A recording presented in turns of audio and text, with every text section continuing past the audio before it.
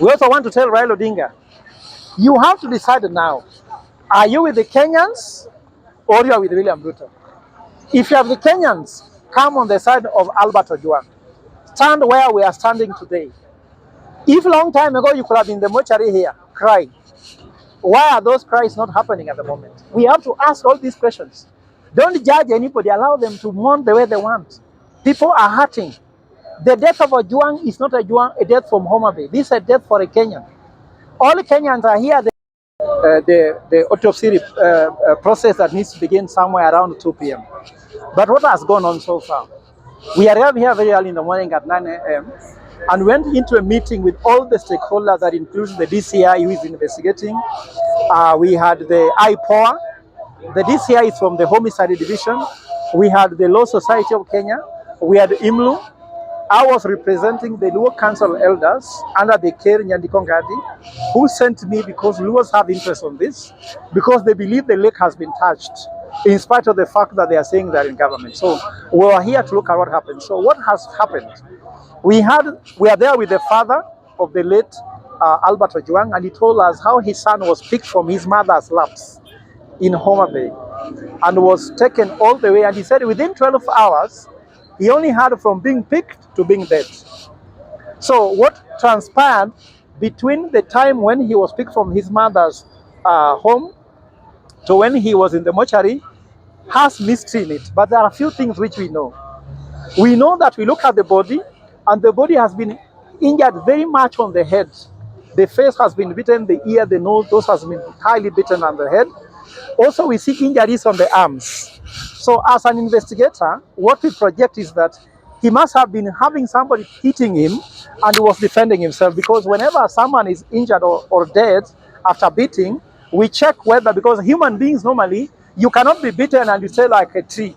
You always try for guard. So when you hear these parts are injured, it's not self, because you cannot hit yourself with your arms.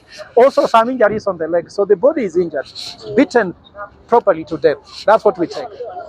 We also had a report, I got a report from one of the policemen in Central who told me that Ojwang was taken to hospital, and I asked which hospital, they told me Bagadi. So I went to Bagadi, and the staff has remained non-committal. They refused to admit him.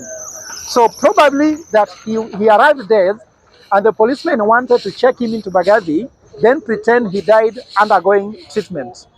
But our assumption, maybe he arrived there dead, and Bagadi also refused to admit him because they could not give a death notice because the person died outside, because you get a death notice where the person died. So it should be Central that should give that death notice. But how the policemen sneaked in with him to the mortuary is against the law. As someone who understands the law, normally a body cannot be moved without a death notice, because when you move a body from anywhere to the mortuary, on the way you can be stopped by the police asking you, what are you carrying? You show the death notice. When you arrive in the mortuary, you must show the death notice. So that death notice is missing. We're also being told that there was no OB recorded in Homa Bay where he was held fast. And there's no OB also recorded in Central. The rumors we have is that he must have put something on social media that offended the Deputy Inspector General. That's the closest we have to this information. But so far, we don't know what did he post, because they have deleted his own social media handle. So we are demanding, where is his social media handle? How have they taken over his social media handle? And then, whom did he offend? And then, what did he say? If it's a false statement or false publication, what was the publication? Who declared it false? Is it the policeman who declared it false, or it is who declared it false? Because to declare a statement be false, you need investigation. Was he asked? Which question did he ask? So there are so many questions unanswered. And then lastly, which is important, we are urging the whole Kenyans, apply what is called ABC of investigation.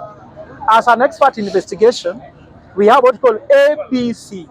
A means assume nothing. So don't assume anything until we put our finger into what exactly happened to Ojwang. B means believe nothing. Nothing. Don't believe anything you hear from anybody until we get one. The first scene of crime is home. How was it taken?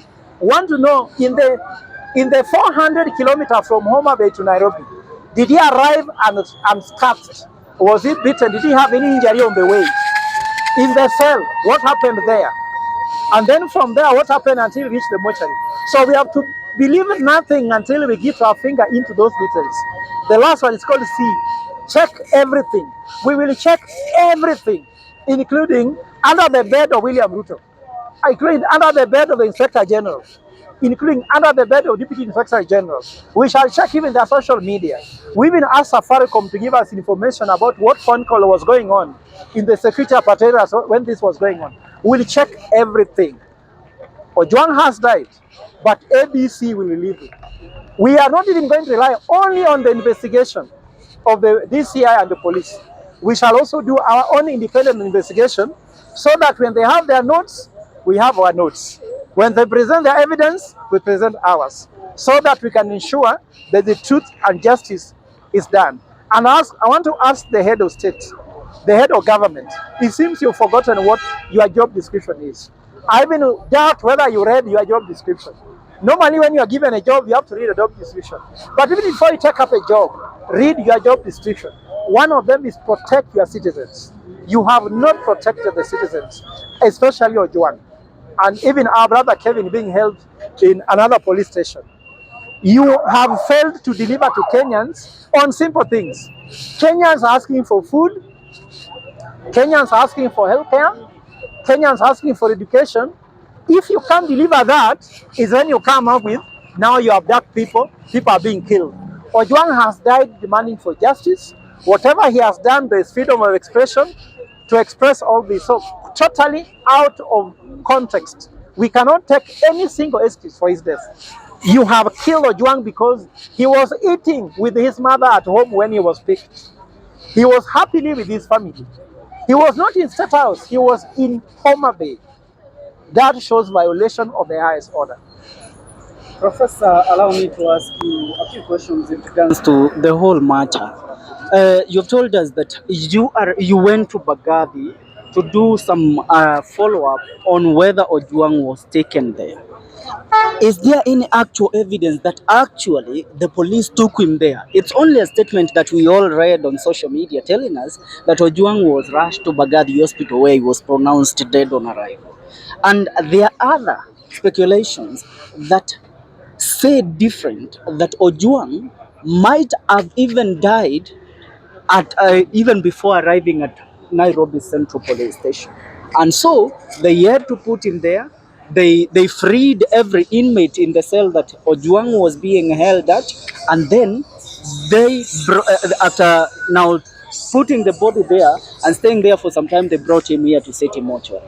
Now the question I will ask: why is City Mortuary closing its doors to people that have come to pay their last respect to Albert Ojwang? So this government is hiding evidence because I told you they have already violated its rights.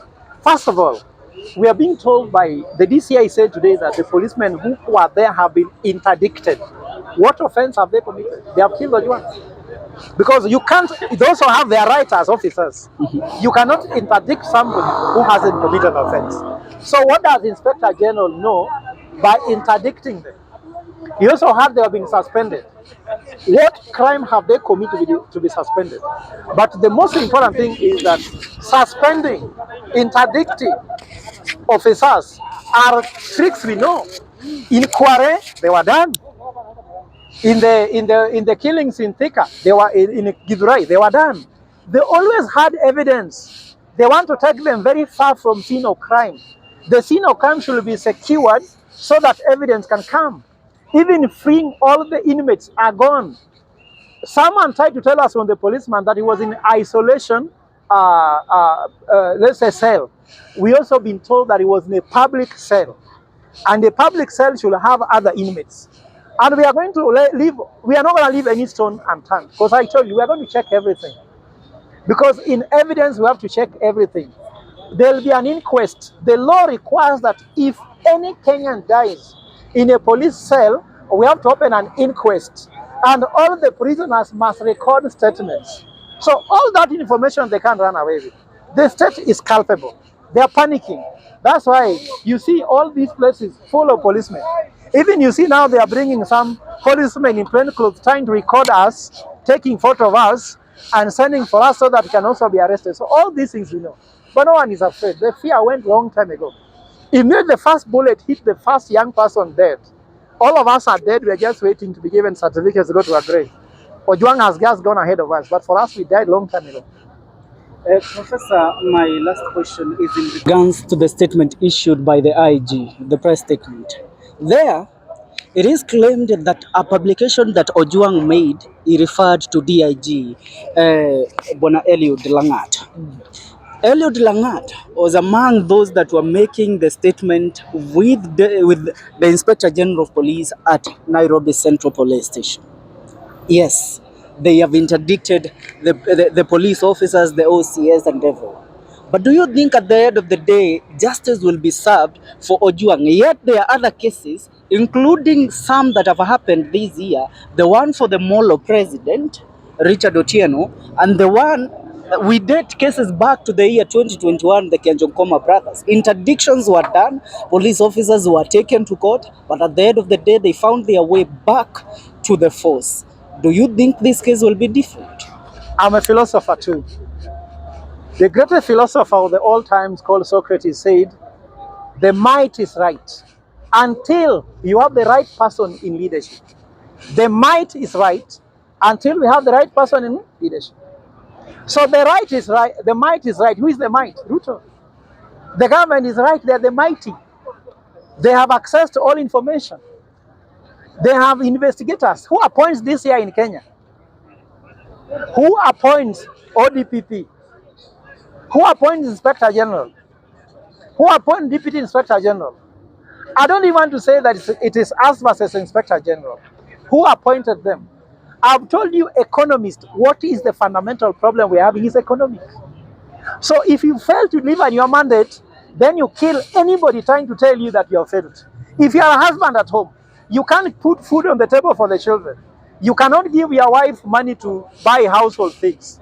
Then when they confront you, then you beat them to death. That's what they are doing. They have failed to deliver their mandate. They don't know what head of government means. They don't know what a head of state is. So this is what is happening in Kenya.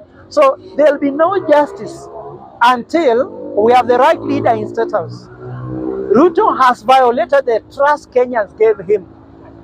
The trust with power and instruments of power. Ruto told us after he was sworn in, hiyo sword sio ya kukata nini mboga. Sasa hii sword imekata sisi. Hiyo sword imekata Ojwang, imekata Rex Masai, imekata Kennedy. Count the names that sword imekata. Haikati directly. Hii sword yake inakatanga chini ya maji. Huko ana smile na sword inakata watu. So which empowerment are you giving if you kill a young person who has this future before him? What we are saying, we are not going to make it tribal. But I'm telling you, Kenyans, our common enemy is one William Ruto. And anytime we confront him, someone dies. We also want to tell Raila Odinga, you have to decide now. Are you with the Kenyans or you are with William Ruto? If you have the Kenyans, come on the side of Albert Ojwang. Stand where we are standing today. If long time ago you could have been in the mortuary here, crying, why are those cries not happening at the moment? We have to ask all these questions. Don't judge anybody, allow them to mourn the way they want. People are hurting. The death of Ojwang is not a death from Homa Bay. This is a death for a Kenyan. All Kenyans are here, they are from all walks of life, very angry. Because we don't know who is next. If you keep quiet, you'll be next. So let's join together and say no more. Thank you.